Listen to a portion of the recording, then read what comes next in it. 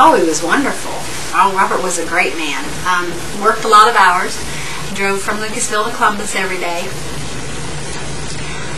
We didn't have the grandchildren. We did have them before his accident. They lived in Toledo, so we didn't get to see them very much.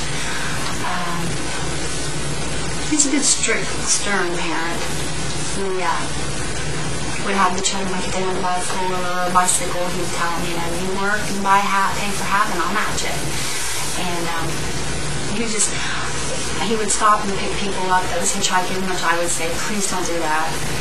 He towed a guy that had run out of gas, towed him to the gas station. He was just a wonderful person, and he's made my life so great, so great. And they life flighted him into Cabell Huntington Hospital with a trauma brain injury. I'd say about the third day he was in ICU. There were 4 surgeons, and they said that he had damaged 3 parts of his brain, that he would probably never speak again, and he wouldn't know who we were, and would probably never walk, and that I should probably just go home because he wasn't coming home. They didn't want to take my hope away, but they wanted me to know where we was with him, and I told him that I didn't believe that Robert was going to come home. He's my soulmate. He belongs to me. I belong to him. And our kids, Shannon sat in the corner. Joshua fell on his knees, and the oldest one came but wouldn't come in the room. He believes that outside of mind. He just couldn't believe. They moved down from Toledo. Right. Dad had his accident to help take care of him. But, the nurses, moved on. I'd stay in ICU for like 15 minutes, and then you had to leave for 4 hours, and then you come back. And the nurses said, Miss Benson, you have to leave. And I said, I can't leave him. And then they said, well, then we'll have to get security in here to remove you. And I told them, I said, you guys bring security in here, and you bring me that helicopter that brought him here, because we're leaving. If I can't stay here with him, we are leaving. So one of the nurses got me to the side and said, if you get him out on the floor, you can stay in the room. And I did. I smoke. And I didn't smoke and I didn't eat. I stayed with him. I slept with him. Tried to feed him. He wouldn't eat. When I was 11 years old, at a swimming hole. And we swam all day and talked. And of course my girlfriend was there and his brother was there. And he was just a really unique person. And I went home that evening and I told my mom, I said, I'm going to marry him. I'm going to have grandchildren with him. And she said, you silly little girl. She said, Melody, you're 11 years old. And I said, well, this is what I know I want. And when I turned 15, him and I got married. We had our first son when I was 19. And then we had another son, and then a daughter, and now 2 grandchildren. I felt like a part of my life like I was betraying him. And our daughter, Sheena, goes to church. And that's the most embarrassing thing. Her and I talked about, because it wasn't in the newspaper. And all my friends called because some of them that hadn't talked to us for a while didn't know why I had filed for divorce. It was Melody who divorced Robert, and they knew how bad Robert was, and maybe I was tired of him, they thought.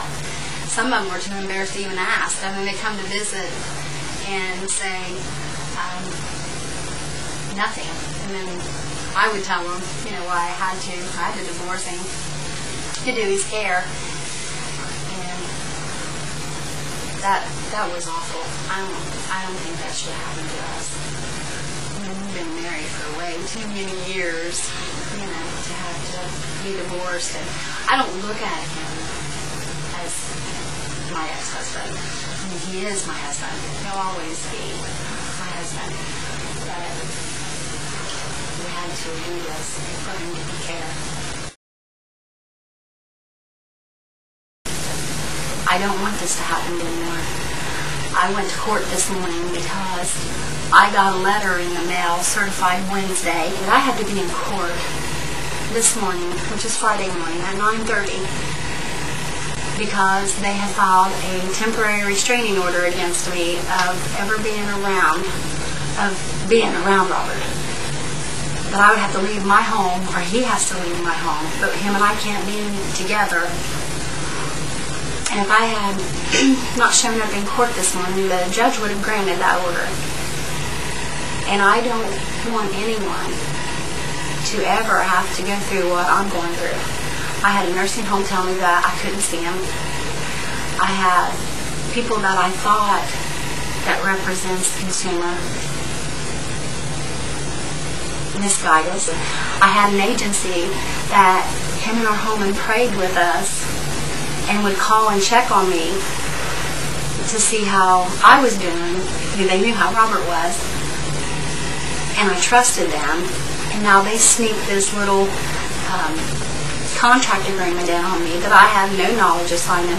And that was the first time I'd seen that contract since I signed it that day. And that when they have this happen to a loved one, the only thing that they should have to focus on is that person. Is not this technicality, not these papers having to be signed. Nothing that my daughter and I signed was for Robert's best interest. It was for the agency.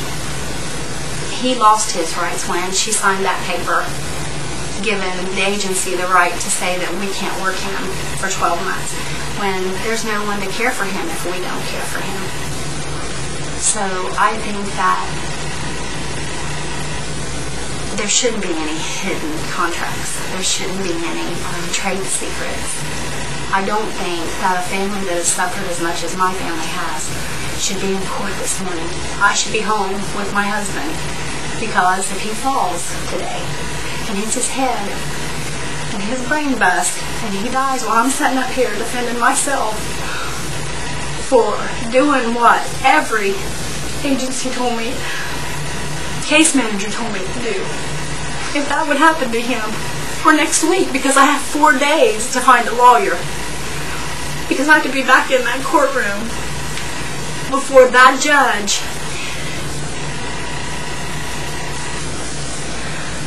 and something would happen to Robert, and I'm running around here looking for a lawyer to represent me when I shouldn't even need representation. I mean, I had to divorce him to do his care, but he's still my husband. And if anyone ever has to file for divorce to take care of a loved one, have their children quit their jobs to take care of a loved one, and then decide that they don't want that agency anymore, and the agency has the right to file a lawsuit against them, put them in court in 3 days, 2 days really. I mean, I had Wednesday evening, all day Thursday, and I had left my home at 6 a.m. this morning. I had to ask someone to inconvenience their day to take care of my husband, who the state said would get taken care of. I mean, they told me, that he would have home care. He'd be taken care of. If something happens to him while I'm not here doing all of this, there's no money in the world going to bring him back. There's no way am I going to get this time back. If something happened to him while I'm up here doing this, then I shouldn't be here. No family should be here. When your loved one gets hurt, that family should be allowed to do everything, should have assistance from everyone to help them get through this time.